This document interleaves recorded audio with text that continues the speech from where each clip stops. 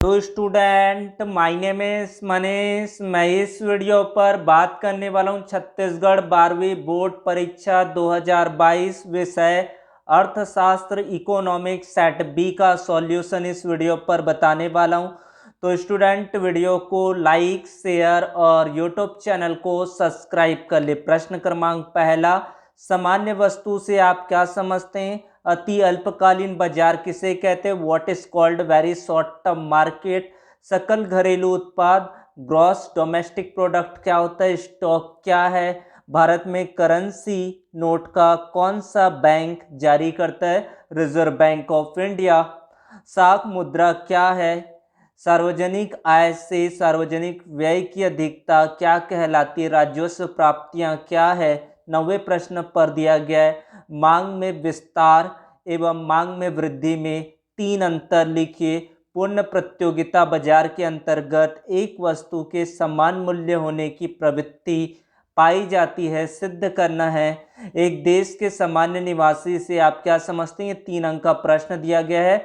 उसके बाद 12वें प्रश्न पर पूछा गया है, सार्वजनिक वस्तु सरकार के द्वारा ही प्रदान की जानी चाहिए, क्यों? व्याख्या करना है। Public good should be provided by the government only, why explain.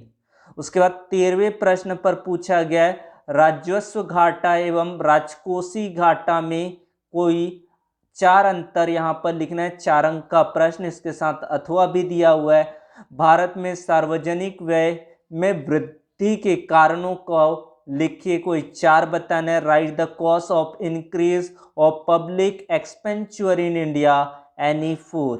एकाधिकार प्रतियोगिता की कोई विशेषताएं बताना है। 4 विशेषताएं यहाँ पर लिखना है। जितने क्वेश्चन आप लोगों को आईएमपी बताए थे वो बोर्ड एग्जाम पर पूछे गए।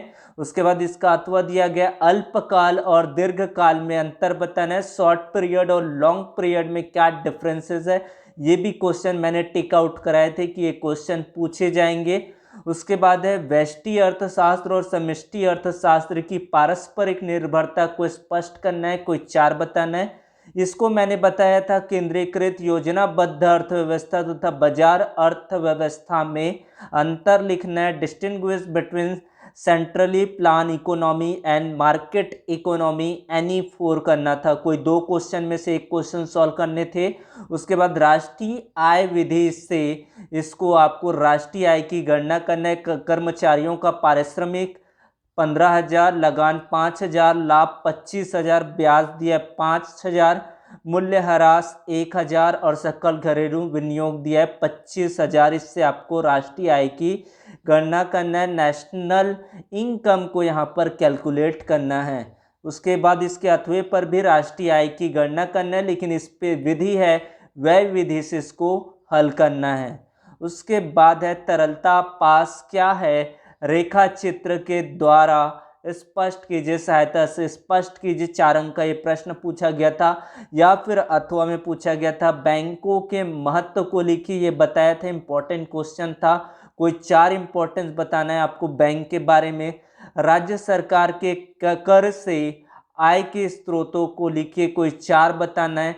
Right the source of income from tax of state government, any 4। या फिर अर्थव्यवस्था को सुचारू रूप से चलाने के लिए सरकारी बजट की आवश्यकता क्यों होती है, समझाइए। 19वां प्रश्न, मांग के नियम की सचित्र व्याख्या कीजिए। 6 अंक का प्रश्न। सीमांत उपयोगिता कुल उपयोगिता में पारस्परिक संबंध को तालिका एवं रेखा चित्र के माध्यम से स्पष्ट कीजिए। ये सारे क्वेश्चन मैंने टिक कराए थे, इंपॉर्टेंट क्वेश्चन दिए थे, तो उन्हीं में से ही प्रश्न यहाँ पर आया है। उसके बाद 20वें प्रश्न पर है, पूर्ति में परिवर्तन का संतुलन मूल्य पर क्या प्रभाव पड़ता है, रेखा चित्र द्वारा समझाइए। What is effect of change in supply on equilibrium price, explain with diagram. 3-3 अंक इसमें निर्धारित है, यानी कि टोटल 6 अंकों का ये प्रश्न था।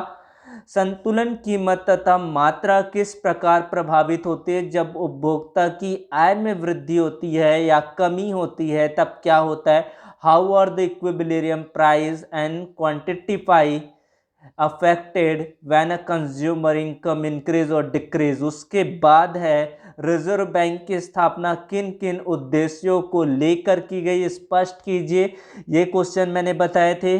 बहुत सारे क्वेश्चंस आपको दिए थे, उन्हीं में से आपके क्वेश्चन बोर्ड एग्जाम पर आया है। यहाँ पर आप देख सकते हैं मुद्रा के कार्यों को लिखिए, कोई 6 लिखना था। बड़े बड़े क्वेश्चंस आपके यहाँ पर बोर्ड एग्जाम पर पूछे गए हैं। जितने मैंने क्वेश्चन बैंक में आपको कराए थे उन्हीं में से ही क्वेश्चन यहाँ पर आया है।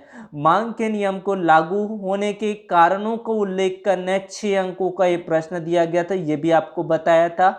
उपयोगिता किसे कहते हैं, उपयोगिता की विशेषताएं, इसको भी मैंने बताया था कि ये क्वेश्चन पूछे जा सकते। क्वेश्चन बैंक आप पूरा देखते तो आपका निश्चित तौर पर अच्छे अंक प्राप्त करते। अपूर्ण प्रतियोगिता बाजार की विशेषताएं लिखना है, ये इंपॉर्टेंट क्वेश्चन। अंतर मैंने ये बताए थे, बाजार मूल्य और सामान्य मूल्य में अंतर लिखना है। 6 जितने भी बड़े बड़े यहाँ पर क्वेश्चन पूछे गए हैं वो मैंने क्वेश्चन जो दिए थे उनमें से बहुत सारे क्वेश्चंस यहाँ पर आए हैं। आप देख सकते हैं, मिलान कर सकते हैं दोनों को, कितना क्वेश्चंस मैंने दिए थे और कितने क्वेश्चंस यहाँ पर आए हैं, आप जाकर जरूर देखें।